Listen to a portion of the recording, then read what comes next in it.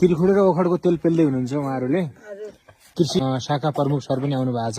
यसको सम्भावना धेरै छ यो ठाउँमा। गाउँघरको चाहिँ अर्ग्यानिक चाहिँ ओखरको तेललाई चाहिँ प्राथमिकता दिनुपर्छ भन्ने उद्देश्यले हामीले पनि गाउँपालिकाबाट चाहिँ फलफुलका बगैँचा वृक्षारोपण कार्यक्रम पहिला हाम्रो खाद्य सुरक्षाको लागि वृक्षारोपण कार्यक्रम चाहिँ पनि हामीले सञ्चालन गरेका थियौँ। त्यसको उद्देश्य पनि चाहिँ हामीले चाहिँ ओखरको चाहिँ तेल निकाल्ने, ओखरको दाना बिक्री गर्ने, त्यसपछि आएर ओखरको यो पिना पनि असाध्यै चाहिँ राम्रो हुन्छ स्वास्थ्यका लागि। त्यसपछि यसको चाहिँ छुट्टै ब्रान्ड गर्नुपर्छ भन्ने हाम्रो चाहिँ उद्देश्य हो। त्यसका लागि हाम्रो यो अहिले गर्नुभएको चाहिँ उहाँहरूले चाहिँ परम्परागत तरिकाले चाहिँ अहिले तेल निकाल्दै हुनुहुन्छ र यो चाहिँ हाडे ओखरबाट चाहिँ यसरी चाहिँ परम्परागत हिसाबले चाहिँ निकालिन्छ। हाम्रो गाउँठाउँमा यो हाम्रो पहाडी एरियामा जम्मै हुने यही हो।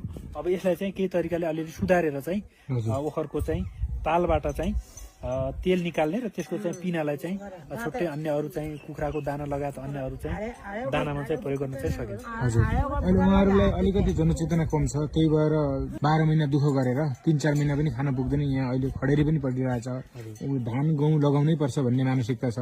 तर यसरी फलफुल खेतीहरू गर्नुपर्छ भन्ने चाहिँ त्यस्तो जनचेतना चाहिँ दिइराख्नु भएको छ कि के छ? एकदम हामीले चाहिँ जनचेतना चाहिँ 2074 साल स्थानीय तहको निर्वाचन पछि चाहिँ हाम्रो अध्यक्ष गोविन्द मल्लले चाहिँ खाद्य सुरक्षाका लागि